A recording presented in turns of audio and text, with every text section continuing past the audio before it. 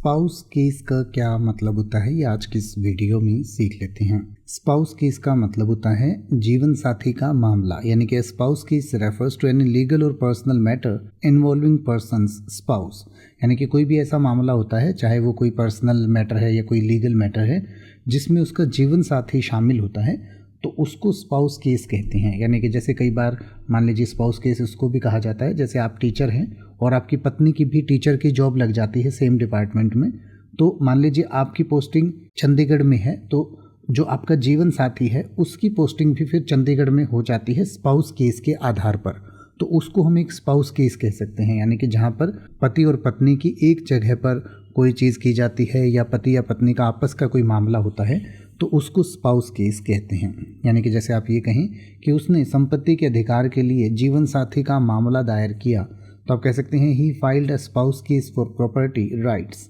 या अगर आप ये कहना चाहें कि वकील एक जटिल जीवन साथी का मामला संभाल रहा है, तो आप कह सकते हैं the lawyer is handling a complex spouse case. अब आप किसी भी वर्ड का मतलब हिंदी और इंग्लिश में YouTube पर सर्च कर सकते हैं, आपको मेरी वीडियो मिल जाएगी जिसमें आप बिना किसी फालतू बकवास के सीधा उस वर्ड का मतलब समझ पाएंगे। तो ऐसी ही वीडियोस को देखते रहने के लिए चैनल को सब्सक्राइब करें और बेल आइकन को प्रेस करें।